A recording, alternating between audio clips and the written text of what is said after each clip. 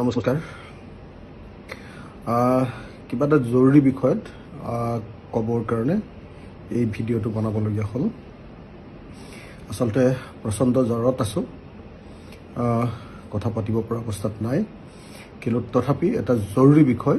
সামাজিক বিষয় ৰাজনৈতিক বিষয় যেটো বিষয় নকলে নহয় সেই বিষয়টো ক'বৰ কাৰণে আৰু অসমৰ মুখ্যমন্ত্ৰীক এই বিষয়টো জনাবৰ কাৰণে এই ভিডিঅ'টো কৰা হ'ল কালি জুনাইত ধেমাজি জিলাৰ জুনাইত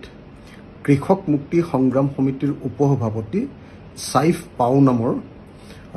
ব্যক্তিজনক কালি 100 জনীয়ামান এটা দুৰ্বৃত্ত দলে মাৰপিট কৰে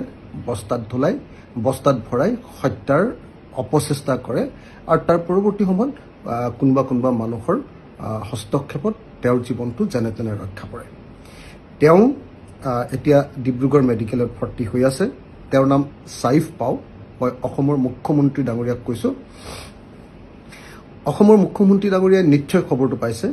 আজি বহু বাতৰি কাগজত প্ৰথম পৃষ্ঠাত আৰু কালি টিভিটো এই বাতৰিটো ওলোৱা বুলি আমি জানিব পাৰিছো সাইফ পাও কৃষক মুক্তি সংগ্ৰাম সমিতিৰ উপসভাপতি আৰু তেওঁক আক্ৰমণ কৰিছে তেওঁৰ পৰিয়ালে জনোৱা মতে TMPK টাকাম মিছিং পৰিং কেবান নামৰ যেটো সংগঠন তেওঁলোকৰ কিছু সদস্যই মই তেওঁলোকৰ সদস্যই বুলি কোৱাৰ পৰিৱৰ্তে তেওঁলোকৰ লগত জড়িত দুষ্কৃতিকাৰী বুলিহে ক'বলৈ ভাল পাম ঘটনাটো এনেকুৱা আছিল বুলি জানিব পৰা গৈছে যে পৰখীৰ দিনাও তেওঁ এটা ভুৱা কেছ লগাই তেওঁক থানালৈ মাতি লৈ যোৱা হৈছিল গোটেই দিনটো পৰখীৰ আগদিনাই নিলে গোটেই দিনটো ৰাখি পিছদিনা আবেলি তেওঁক থানাৰ পৰা এৰি দিলে কাৰণ তেওঁ কেছটো সাবষ্টেন্সিয়েল একো নাছিল তাৰ পাছত তেওঁ কালি যেতিয়া তেওঁ কিবা এটা নিজৰ কাম এটাত ব্যস্ত আছিল তেতিয়া হঠাতে মটৰচাইকেলত অহা 100 জনীয়ামান বুলি কৈছে তেওঁলোকে কৈও দিছে কোনে কোনে সেই আক্ৰমণটো কৰিছে তেওঁ নাম পৰ্যন্ত কৈ দিছে 100 জনীয়ামান এটা দুৰ্বৃত্ত দলে তেওঁক ধৰি লৈ যায় তেওঁক নি খুব মাৰপিট কৰে তেওঁক এটা বস্তাৰ ভিতৰত ভৰাই তেওঁক হত্যা কৰিবলৈ চেষ্টা কৰে তাৰ পিছত কাৰবাৰ হস্তক্ষেপত তেওঁ ৰক্ষা পৰে তাৰ পিছত জুনাই TMPK ৰ কাৰ্যালয়ত আহি তেওঁক পুনৰ মাৰপিট কৰি এৰি দিয়া হয় বুলি জানিব পৰা যায় এই ঘটনাটো এনেকুৱা ধৰণৰ ঘটনা TMPK ৰ ক্ষেত্ৰত নতুন নহয় মই নিজৰ জীৱনৰ অভিজ্ঞতাৰে ক'ব পাৰো যে আপোনাৰ যেতিয়া আপোনাৰ কি কয় থাউৰাৰ যেতিয়া উপনিৰ্বাচন হৈছিল তেতিয়াও TMPK ৰ সদস্যবিলাকে আমাৰ দলৰ ৰাইজৰ দলৰ কৰ্মীবিলাকক মাৰপিট কৰিছিল তাৰ পাছত আমি দেখিছিলো যে আকৌ তেওঁলোকে যেতিয়া এইবাৰ লোকসভাৰ নিৰ্বাচন 2024ত হৈছিল এইবাৰো আমাৰ খুদ শিৱসাগৰ সমষ্টিৰ দিচাংমুখ নামৰ ঠাইখনত আমাৰ সদস্যসকলক তেওঁলোকে মাৰপিট কৰিবৰ কাৰণে উদ্যত হৈছিল তেওঁলোকক সকলো কাম বন্ধ কৰি তেওঁলোকক দাবী ধমকি দি হৰুহুৰা মাৰপিট কৰি পঠিয়াই দিছিল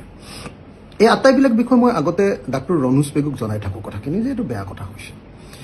তো উপনিৰ্বাচনৰ সময়ত কৰা আক্ৰমণৰ সেই ঘটনাবিলাক TMPK একাংশ দুষ্কৃতিকাৰীয়ে কৰা সেই আক্ৰমণৰ সেই ঘটনাৰ কথাটো মই অসম চৰকাৰক জনাইছিলো কিন্তু তেওঁলোকে কোনো ব্যৱস্থা তেতিয়া নললে তাৰ পাছত কেইদিনমানৰ আগতে আপোনাৰ আলি আই লিগাঙক সম্পূৰ্ণ ৰাজ্যিক বন্ধ দিব লাগে বুলি মিছিং কিছু সংখ্যক মানুহে যেতিয়া আৱাজ উঠাইছিল সেই আৱাজৰ বিৰুদ্ধে দেখা গৈছিল যে বহুত মাৰপিট কৰিছিল TMPK নামৰ সংগঠনটোৰ একাংশ মানুহে